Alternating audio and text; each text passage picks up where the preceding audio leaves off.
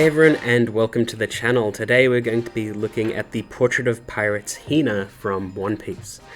Now, I don't know a huge amount of Hina just because they pretty much only appeared in the manga in those pre-chapter one-shots, and One Piece has got this really weird thing where, or more so, I've got this weird thing with One Piece, where they can introduce a character, barely characterize them at all, and I'm already on board, and I think that has a lot to do with design, and I really liked Hina's look. And I think a lot of other people really liked Hina's design too, because we've got a Portrait of Pirates statue of her, and not only that, this is a re-release, meaning the original was so popular that they managed to get this one due to fan feedback, because the aftermarket on her was pretty insane, and I was not going to pay that much for just a random side character, but for the re-release I was more than happy to grab it. Now, Hina is, I think, a captain in the Navy. She's definitely a Navy officer, but I don't remember her exact rank.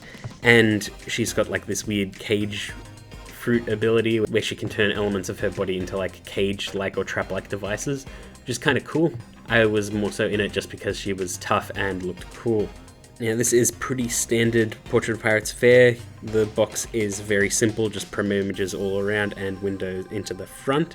You do get a few options with this figure, which is kind of cool. I wasn't really expecting that, but it is nice to see, and we will be getting all into that once I open it.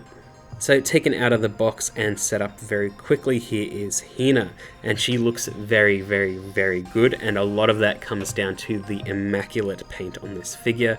The sculpt is very simple, just because she's just standing stock still with her coat sort of waving and all the folds and details of her outfit.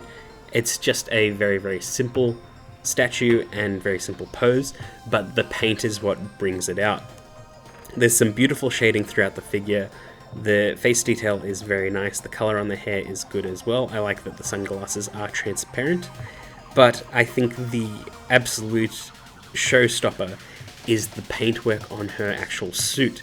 It's this beautiful pearlescent metallic red that catches the light so perfectly that it is amazing. It's easily the best part of this figure and is just perfectly painted. I can't see any sort of errors or overspray or anything like that. It's just all immaculately done, and it looks so good in any sort of lighting condition. I think this outfit pops and it looks so good. I also think that the deep colors of her base also help accentuate the bright metallic red, and I think the cape also helps make that pop even more as well. Now, there is some assembly required initially for this figure where you need to put the cigarette in her mouth. You do get 2 cigarettes, thankfully, because they are small and seem very easy to lose or break, so that was nice. You do also have to attach the coat, but you can display her without it, which is nice as well. And you do get an alternate hair part with the sunglasses raised down, so you can change her expression a little bit.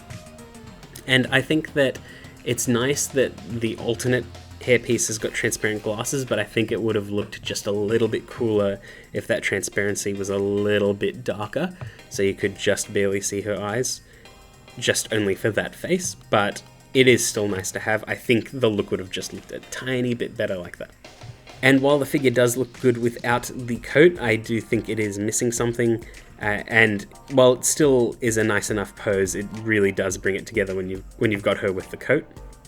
But without the coat, you do reveal a bit more detail. All of the back has been sculpted very nicely, and everything just looks fantastic. I can't even imagine where to start for how they sculpted all of this and all the little creases and stretch marks on the outfit, but someone at Mega House just knows how to sculpt the female form for One Piece characters, and it almost always looks fantastic. And again, it is a simple figure, but just perfectly executed. I don't think I have all that much to say, just because I don't have a lot to say about her as a character at all, beyond she is very cool and very attractive. And like I mentioned before, it's sort of strange that One Piece has got a hold on me where they can literally just show a character, barely characterize them, and then I'll buy it. And it's dangerous as well, because if they made more figures of certain characters, I'd probably grab those up as well.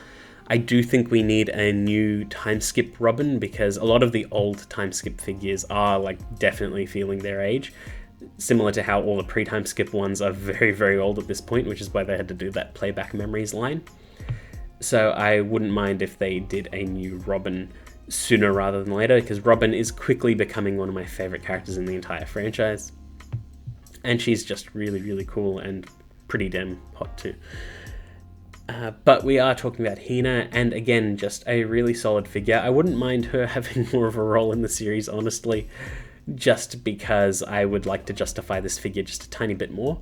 But overall, very, very good, very fantastic figure. If you're collecting just niche characters, this was pretty much like spot on, one of the best ones you can get. If you're just collecting all the girls from One Piece, again, good one. If you are tight on money and aren't sure what One Piece figures to get, and you don't have like Straw Hats and stuff like that, or your favorite characters are more prominent in the series, this is probably worth a skip. But if you don't mind just grabbing like random characters and things like that, this is a very good figure. But that's pretty much it. I hope you enjoyed that video, and I will see you all next time.